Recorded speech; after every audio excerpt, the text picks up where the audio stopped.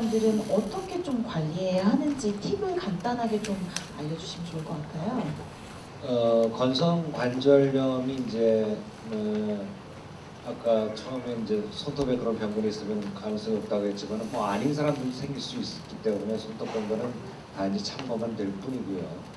한 10% 또는 15%에서 관절염이 생겨요. 생기면은 우리가 일반적으로 저희 대학병원도 이제 류마티스 병원이 유명하니까 대개 류마티스 관절염으로 많이 오잖아요. 근데 류마티스 관절염이 아니어야지만 돼요. 그러니까 그 검사에서 류마티스 인자가 음성인 걸 확인해 봐야 되고 관절염이 본인이 이제 이 손가락이라든가 팔꿈치라든가 이런 뭐 이런 데가 저리거나 아프거나 통증이 있는지 또는 부은 적이 있는지 또는 거기가 아침에 특히 그 모닝 스티프니스라고 하는데 아침이 너무 헛해가지고 힘들다가 오후 되면 활동을 하면 풀려요. 그게 좀 건성관절염의 특징이거든요. 그런 증상이 있게 되면은 우리가 이제 건성관절염이라고 진단하고 몇 가지 검사를 하고 이제 약을 쓸 수 있는데 아까도 말씀드린 마치 말을 쓸 때 생각주제가 관절염에 대해서 관절염이 있으면 조금 빨라요. 3개월 만에 쓸 수가 있기 때문에 이제 그런 것들 잘 살피는 게 중요하죠. 치료 방법을 좀 숙지하고 시도를 하면 좋을 것 같고 한 가지만 더 여쭤볼게요. 생물학적 제재를 썼을 때 임신도 가능할까요? 생물학적 제재는 모든 약이 그렇지만은 다 이제 임신은 당분간 하지 말아야지 돼요, 사실은. 그 재밌는 거가 뭐냐면은 신약도 여러 가지 약이 있는데 약 중에서 어떤 약들은 내가 보기에는 다 같은 계통의 약인데 어떤 계통은 임신부랑 써도 된다고 돼 있고 애들한테 써도 된다고 돼 있고 어떤 약은 못 된다고 돼 있어요. 다 괜찮은 약인데 그 왜 그러냐면은 과거에 요즘은 약을 개발하고 난 다음에 쓰는 기준이 너무 까다로워가지고 애들 못 쓰게 하고 임산부 못 쓰게 하고 그러니까 거기에 대한 데이터가 없는 거예요. 근데 과거에는 다 썼어요. 그냥 호랑이 구렁이 담 넘으실 때는 다 썼거든. 그러니까 막 쓸 때의 데이터는 있어가지고 그게 안전하다는 데이터가 있는데 최근에 개발된 신약은 그렇게 못 쓰니까 법이 규정이 까다로워졌으니까 사실은 안정할 수도 있는데 못 쓰는 경우가 꽤 있어요. 아이러니컬한 거죠, 사실은. 혹시 모를 상황을 대비해서. 네. 네. 그리고 제가 이거는 질문 드리고 싶었던 건데 여기 마침 질문 적어주신 거에 좀 있더라고요. 주사를 맞고 나았는데 다시 재발했습니다. 또 주사를 맞아야 할까요? 이때 산정특례 적용은 어떻게 되는지. 주사를 맞고 나았다고 생각하면 안 돼요. 주사를 맞고 좋아졌다고 얘기해요. 완치는 없다고 그랬잖아요. 절대로 낫다고 생각하면 안 돼요. 그거는. 그 다음에 이게 제일 중요한 포인트인데 간에 걸려가지고 어떤 약을 3개월 간격으로 쓰는 약인데 3개월 쓰고 이 사람이 계속 맞아서 7번, 8번까지 맞다가 그냥 좋아져서 이제는 낫겠지. 마음도 풀리고 그러니까 안 왔어요. 안 오면은 나중에 6개월 지나서 오게 되면은 못 써요. 3개월 그거 안에서 한 달, 한두 달까지는 가능한데 완전히 처음부터 새로 조직검사 새로 또 그 해야 되는 거 다시 다 해야 돼요. 그러니까 절대로 생물학적 쓰고 좋아졌으면은 계속 그 병원에 다녀야 돼요. 그렇지 않으면은 못 써요. 그리고 생물학적 제재가 이제 만능이 아니에요. 그것도 한 생물학적 제재를 쓰다가 어떤 경우에 한 3년 제 환자 중에 한 사람은 3년을 그냥 아무것도 없이 살다가 3년 지나니까 거기에 항체가 생겼는지 3년 지난 다음부터는 그걸 똑같이 쓰는데도 불구하고 같은 용어를 쓰는데도 불구하고 피 건성이 생긴 사람이 있어요. 그런 경우에는 생물학적 제재를 바꿔줘야 돼요. 근데 이렇게 계속 팔로우업이 되는 사람, 계속 오던 사람한테만 그게 되지 이렇게 안 오게 되면은 그것도 안 돼요. 그러니까 꼭 생물학적 쓰는 분들은 또 우리가 가끔가다 또 피검사를 해야 되고 그러니까 한 번 써가지고 좋아지시는 분들은 좋아졌다고 그냥 임의적으로 안 오면 절대로 안 돼요. 네, 꾸준히 좀 관리를 받고 선생님과 상담을 받고 해야 할 것 같은데 여기 보니까 긴 질문이 하나 나와 있어요, 교수님. 약을 처방받아서 먹는데 배가 많이 아파서 중단했습니다. 약을 중단한 게 1년 됐고 그 후에는 복용하지 않았는데 괜찮을까? 지금 말씀해 주신 내용이 조금 어느 정도 먹는 네, 약인가 보지. 이건 네, 배가 네, 아프다는 거 그런가 봐요. 보니까. 네. 잠깐 이유가 어쨌든 중단하는데 안 생기면 다행이죠. 뭐. 이거 땡큐죠. 그러니까 더 안 생기는데 약을 쓸 필요는 없어요. 안 생기면은 고맙게 생각하고 버티다가 나빠지면 그때 가서 쓰는 거예요. 근데 먹약 중에서 제가 아까 사이클로스포린 얘기했잖아요. 사이클로스포린이 그게 조금 위장 장애가 있어요. 제일 큰 위장, 아까 걱정할 거 뭐 고혈압이라든가 콩팥 기능 나빠지는 것보다도 더 흔한 거가 약 먹고 한 1시간 내지 2시간 동안 속이 더부룩한 사람이 한 10 내지 15% 정도 환자가 있어요. 그런 사람들은 이제 약 먹, 그러니까 제가 이제 환자를 치료하다 보면은 그냥 의사 말대로 그냥 질문도 별로 안 하고 의사 말대로 하라는 사람들이 있어요. 근데 그런 사람들이 의외로 잘 나요. 그냥 이것 따지고 저것 따지고 하시는 분들이 잘 안 나요.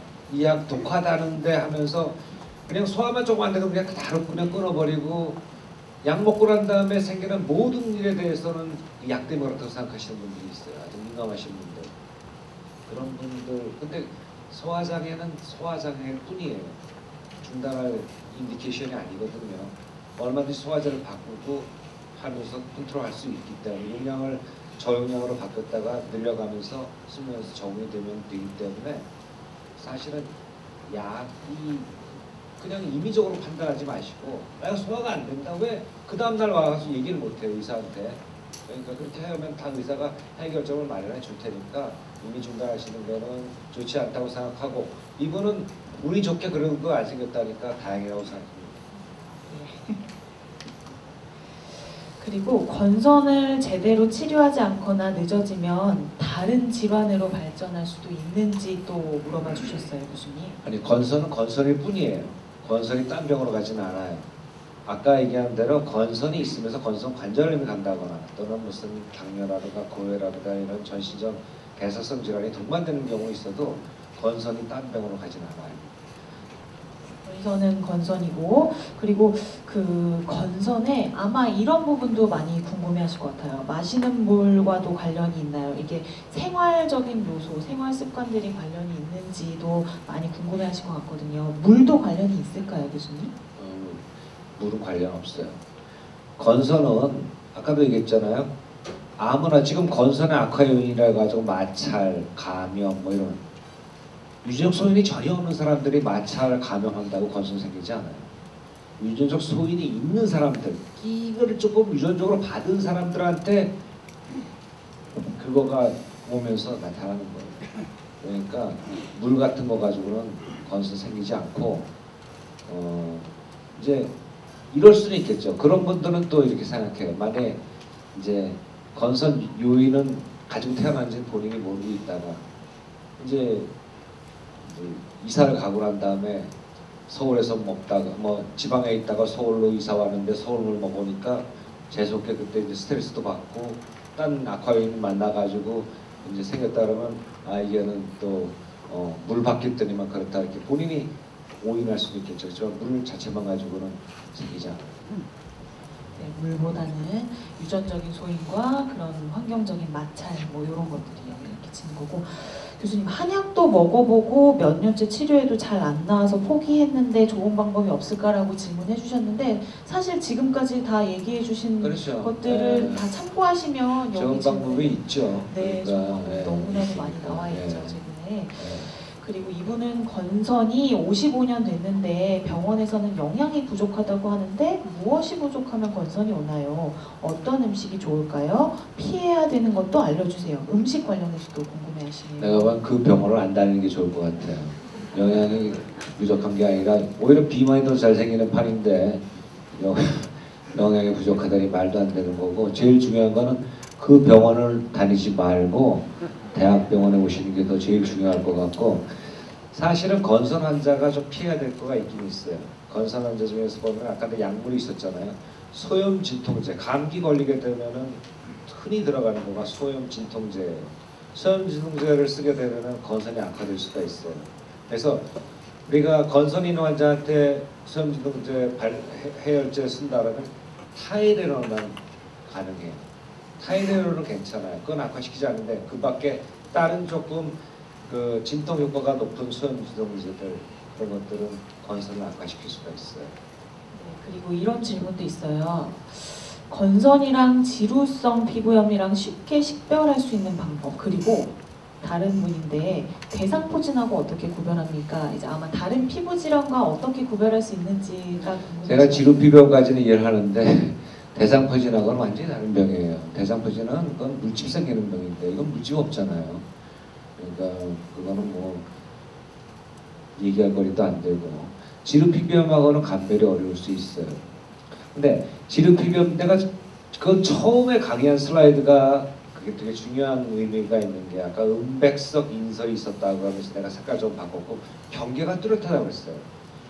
여기가 두피가 건선이 있는 사람들이 아까 팔꿈치 무릎 있다고 그랬죠. 그다음 두피에 있을 수 있어요. 두피에 건선이 있는 사람들은 여기 이마에 경계가 뚜렷해요.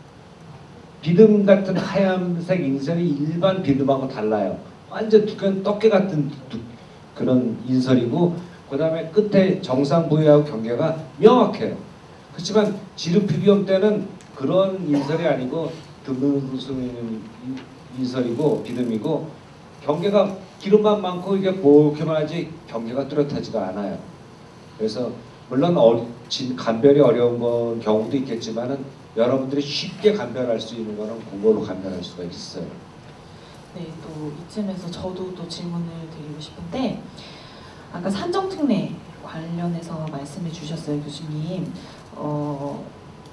증상의 호전되면 끊었다가 뭐 이렇게 하는 경우도 있다고 하셨는데, 이 경우 적용이 계속 되는 게 약간 6개월이라고 하셨죠? 3개월? 6개월이 아니라 오란 날 와야 돼요. 아까 그거는 3개월 그게 맞는 주사에 따라 달라요. 그러니까 오란 날을 안 오면은 정말 안 돼요. 그러니까 그 주사제에 따라서 그러면 오라는 날 꼭 가야지 그게 유지가 된다는 말씀이신 거죠.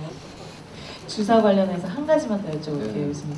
그 주사를 맞을 때 아프지는 않나요? 부작용이나 뭐 그런 걱정은 안 주사는 하실까요? 뭐 예방주사 맞는 거랑 비슷해요. 예방주사 맞을 때 이렇게 쭉 집어가지고 쭉 누르잖아요. 그럼 거의 안 아파요. 그리고 환자가 오죽하면은 자기가 놔주겠다고 이거 조금 더 여러 개 가져갈 수 없냐고 그러거든요. 그러니까 그건 아프지 않아요. 그건 아프지도 않고 별 문제도 안 되고 쉽고 치료도 잘 되고. 치료도 되고. 네, 그러면 이쯤에서 지금 쭉 들어보시고 건선과 관련해서 또 추가적으로 궁금한 게 있을 수 있을 것 같아요. 지금 건선이 주제인 만큼 건선과 관련해서 좀 궁금한 게 있으신 분들 손 들어주시면 저희가 마이크 전달하도록 하겠습니다. 거기 앞에 분 아까 손 들어주셨죠? 네, 강의 잘 들었습니다. 제가 두 가지 질문하겠습니다. 그 건성병이 유전으로 인해서 생기는 건 이해가 가는데, 왜 이 건성병이 생기느냐 하는 것이 그게 의문이고요. 두 번째로는 아까 교수님이 강의를 하시는데 바르는 약도 이렇게 효과가 있는 걸로 그랬는데, 바르는 약이 병의 근원을 고칠 수 있느냐 하는 그 두 가지를 질문을 합니다. 그 첫 번째, 그러면 왜 그러면 유전이냐? 왜 생기느냐? 근데 왜 생기느냐는 아무도 몰라요. 제가 아주 노래 잘하는 가수가 있잖아요. 아주 태어날 때부터 천재적인 소질을 가지고 태어나는데 왜 그 사람이 왜 그런 천재적인 소질을 가지고 태어났는가? 그건 몰라요. 마찬가지로 이 사람이 왜 건선에 잘 생기는 유전자를 갖다가 가지고 태어났는가? 그건 모르는 거예요. 그건 운이에요. 하나님만 알 수 있는 뿐이고. 그 다음에 또 두 번째 뭐였죠? 두 번째는 전염병과 같이 이게 전염이 되는지. 전염은 안 돼요. 건선은 절대로 전염 안 돼요. 그러니까 그건 걱정할 필요가 없고, 바르는 약만 가지고 컨트롤할 수 있는 한계가 있어요. 그러니까 심하지 않으면은 굳이 독한 약 먹지 않고 내가 먹는 약도 안전하다고 했지만 먹는 약이 보약이 아닌데 굳이 심하지 않은데 먹을 필요는 없잖아요. 근데 약하고 얼마든지 바르면 잘 없어지고 부위가 범위가 넓지 않다. 그럼 바른 약까지 컨트롤하면 돼요. 근데 중요한 거는 아까도 말씀한 대로 스테로이드가 강도를 잘 봐서 부위에 따라 결정을 해야 되고 또 얼굴이라든가 성기같이 약한 부위는 스테로이드를 되도록이면 안 쓰는 게 좋아요. 왜 그러면은 잠깐 쓴다는 게 언제까지 쓸지 모르거든요. 이게 자꾸 만성 재발성이기 때문에. 그래서 한 달만 쓰겠다, 한 달 쓰면 괜찮겠다 그게 아니에요. 한 달이 될지 그게 두 달이 될지 또는 한 달 있다가 또 괜찮아져가지고 다시 또 세 달 있다가 재발할지 모르기 때문에 기본적으로 그냥 그런 부위는 스테로이드 안 쓰고 국소면 조효제 쓰는 게 좋아요. 네, 또 건선 질문. 네, 저기. 광선 치료를 받으면은 피부암이 발생한다는 얘기가 있거든요. 그래서 그 광선 치료를 받으면은 그 피부암이 발생할 수 있는 겁니까? 그 이제 광선 치유 제가 이제 광선에도 두 가지 광선이 있다고 그랬잖아요. 자외선 A하고 자외선 B가 있다고 그랬잖아요. 과거에 이제 요즘은 그렇게 안 하는데 제가 전공의 시절 때는 자외선 치료 특히 자외선 A를 많이 썼었어요. 자외선 A를 많이 쓰면서 그것만 가지고 효과가 약하니까 광선에 민감하게 하는 먹는 약 또는 광선에 민감하게 하는 바르는 약을 바르고 광선을 쬐가지고 치료를 했었어요. 그러니까 먹는 약 같은 거 쓰고 되게 1시간 있다가 이제 광선을 쬐는데 먹는 약은 먹기 때문에 그거 먹는 상태에서 햇볕을 보면 이 눈을 베렸어요. 그렇기 때문에 저 때는 제일 좋게는 제 베이스럴 때는 광선 치료 받으러 오게 되면은 그때는 좋은 약이 없었으니까 지금 같은 좋은 약이 없었으니까 맨날 스테로이드 연고하고 먹는 약 스테로이드밖에 없었거든요. 그러니까 그때는 집에서 1시간 기다려야 되니까 집에서 먹고 선글라스 끼고 햇볕 보지 말고 땅만 보고 와서 병원에 와서 광선 치료하고 다시 햇볕 보지 말고 집에 가서 이렇게 했었거든요. 광선에 민감하게 하는 먹는 약이라든가 바르는 약을 바르고 광선 자외선 A를 쬐는 거 갖다가 푸바 세라피라고 했었어요. 그러면 P가 솔라렌이라는 광선 민감하게 하는 약자의 약자 앞에 P고 그다음 UVA 해가지고 푸바를 그걸 한 사람들은 피부암 생긴 사람들이 많았어요. 근데 최근에 와서는 그런 그 솔라렌이라는 광선 민감하게 하는 약은 안 쓰고 그 다음에 자외선 B 중에서도 특정 제일 어느 파장이 제일 좋더라. 그 파장만 쓰기 때문에 과거처럼 그렇게 문제가 되지는 않아요. 옛날에는 여러 개를 다 쬐고 효과가 약하니까 시간도 오랫동안 쬐고 그러니까 이제 그런 광선 치료가 민감하게 하는 약도 먹고 하니까 문제가 되는데 최근에는 그 중에서 가장 좋은 파장만 쬐니까 시간도 길지 않고 치료 기간도 길지 않고 하니까 노출량 자체가 많지 않은 거예요. 네, 특정 파장 사용하기 때문에 피부암 걱정하지 않아도 된다. 네, 여기 앞에 분 질문. 제가 한 1년 전부터 신장내과 약을 복용하고 있거든요. 근데 그 뒤로 몸이 많이 가렵고 긁으면은 톱달같이 생겨요. 근데 그 약 복용 관계가 있는가? 그러면 완전 건선에 대한 얘기는 아니죠? 네? 건선에 대한 얘기는 아니고 그냥 네. 건선 환자세요? 아니요. 그렇죠. 그러니까 그건 딴 얘기인데 사실은 뭐 질문하셨으니까 제가 더 이상은 이런 질문을 안 받겠습니다. 신장이 안 좋거나 간이 안 좋으면 몸이 가려울 수 있어요. 그거를 갖다가 우리가 유레미 프로라이티스라고 하는데 그 신장에서 우리 몸의 노폐물이 나가야 되는데 나가지 못하면 피부에 축적이 돼요. 그래가지고 가려울 수 있고 그런 경우에 가려움증이 보통 심한 경우 아주 되게 심한 사람들이 많아요. 콩팥이 나쁠수록 그런 경우에는 우리가 먹는 약도 간이나 콩팥으로 대사되기 때문에 약도 못 쓰는 경우 많거든요. 그런 경우에는 아까 말씀드린 광선 치료가 도움이 돼요. 네, 건선 관련 질문 두 분만 더 받을게요. 저기 하얀 옷 입은 여성. 마이크 드릴게요. 마이크 드리고요. 계십니다. 건설에 관계된 것만 얘기하세요. 오래전부터 알고 있는데요. 1년에 한 번씩 온천에 가거나 해수욕장을 가서 하루 종일 있다가 오면은 그 해는 조금 덜한 편이지만 안 갔을 때는 굉장히 심한데 그럴 때는 너무 가려우니까 제가 목욕하고 난 뒤 소금물을 타서 그 후리를 좀 한 5분에서 10분 있다가 그거 다시 헹구면은 그래도 조금 덜 하는 편이거든요. 그렇게 제가 소금물을 써도 되는지.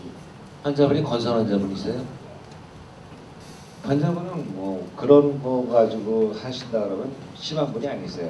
심한 분이 아니시고 소금이냐 맹물이냐 그거가 중요한 건 아닌 것 같고요. 그 아토피도 그렇고 건선도 그렇고 안 나니까 그 사해 가서 사해라고 해 소금 그 바다 같은 거 있잖아요. 거기에 보면은 발레오세라피라고 해서 온천요법이라는 게 있어요. 거기에 온 환자들이 대부분이 아토피 환자 아니면은 건선 환자예요. 그래서 그런 것들 햇볕 쬐고 그런 소금물에서 목욕하고 그런 거 도움이 된다고 하는데 그거는 약한 사람들만 해당이 돼요. 그러니까 그게 자꾸 재발하고 반복하고 간다면은 다른 약이든지 한 단계 높다 그러면 먹냐든지 먹어야 되지. 그거는 아까 얘기한 대로 관리 수준에 약한 경우에는 도움이 될 수도 있죠. 네, 한 번만 더 받겠습니다. 질문 여기 앞에 여성분.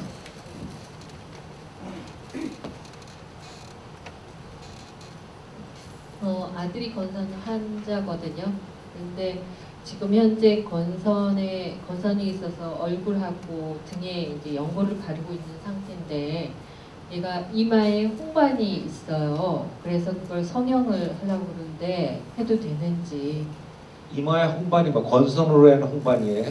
아니요, 어릴 때부터 생긴 거가 흉터예요? 흉터처럼 이렇게 남아 있는 건데요. 그건 건선이랑 무관한 흉터가 있단 말이에요. 예, 근데 현재 이제 건선으로 인해서 그 얼굴이랑 등에는 스테로이드 연고를 바르고 있는 상태거든요. 얼굴에는 스테로이드 연고 바르면 안 돼요.